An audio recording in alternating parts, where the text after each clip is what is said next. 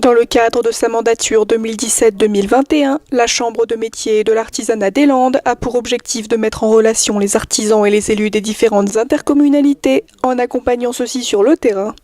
Ainsi, le 3 avril, la CMA s'était rendue sur le territoire de la Max, où le poids de l'artisanat est très important, afin de faire visiter 2 entreprises aux élus. Les artisans, pour beaucoup d'entre eux, n'ont pas le réflexe de venir à la Chambre de métier qui est quand même leur maison. Alors on s'est dit que nous irions les voir. Bien entendu, il y en a 9500 sur le territoire des Landes, on n'ira pas les voir tous. Mais on va aussi passer par le biais des territoires. Donc comme on le fait aujourd'hui, on le fera sur tout le temps de nos mandatures. On ira dans tous les territoires pour aller à la rencontre des élus locaux, territoriaux, pour se faire connaître, pour qu'on échange entre nous. Parce que nous avons des compétences que n'ont pas, inversement, ils ont des compétences que nous n'avons pas, que nous puissions donc relier nos services dans l'intérêt de l'artisanat, dans l'intérêt du tissu économique du territoire, dans l'intérêt de tous en définitive. Donc c'est effectivement l'un des axes majeurs de notre mandature, c'est d'aller au-devant des élus locaux et de leur faire découvrir parfois des entreprises qui ne savaient pas qu'ils avaient sur le territoire, de belles entreprises, comme on en a vu ce matin. Il y avait un coiffeur qui est nouvellement installé, ça fait 11 mois donc, en Grèce. Donc on a pris une entreprise qui était jeune, pour qu'il nous puisse expliquer comment lui il a pu démarrer. On a pu constater malheureusement que la porte d'entrée pour lui ça a été le Pôle emploi, puisqu'il était demandeur d'emploi et que le Pôle emploi n'a pas eu le réflexe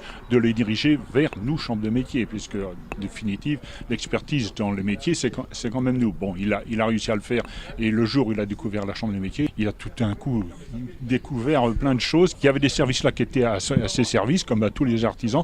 Ça l'a beaucoup aidé à se développer et aujourd'hui il est très content, ça fonctionne bien. Ça c'était la première entreprise. On est allé voir aussi un jeune pisciniste qui en plus a un CV impressionnant puisqu'il a 31 ans, il est meilleur ouvrier de France, en plus d'un métier nouveau. Donc on a voulu faire découvrir aussi aux élus locaux qu'ils avaient des pépites chez eux. Ils l'ont découvert d'ailleurs. Voilà, c'est les 2 entreprises qui nous ont paru les plus parlants aujourd'hui. Ce que j'ai surtout senti, c'est la solitude du chef d'entreprise qui, dans le maquis des aides, dans le maquis des structures, a du mal à se retrouver. Ils nous ont tous parlé de difficultés avec l'administratif, ils nous ont tous parlé de difficultés avec les papiers. Et là, il y a un vrai travail à réaliser et c'est pour ça d'ailleurs qu'on s'est rencontré avec la Chambre des métiers.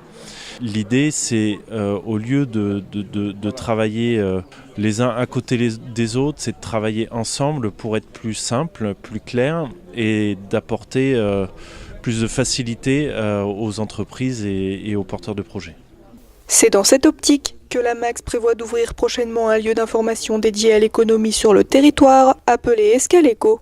C'est un lieu, une maison de service au public qui va être ouverte à Souston au mois de juin et qui aura pour but de mettre en réseau et en collaboration les créateurs d'entreprises, mais aussi les salariés, les entreprises et l'ensemble des acteurs publics, peut-être même privés, qui gravitent autour des entreprises et du développement économique. Les élus de la CMA et de la Max sont désormais prêts à travailler ensemble en unissant leurs compétences pour le bien de l'économie du territoire. On va très rapidement signer une convention, ça a été dit, donc entre les services de la Chambre des métiers et les services de la Max. Et puis on fera un suivi de toutes les opérations qu'on va mener ensemble. Ça peut être des opérations de promotion, des opérations d'aide aux entreprises et ainsi de suite. Et donc on aura un véritable suivi pour voir et éventuellement corriger le tir.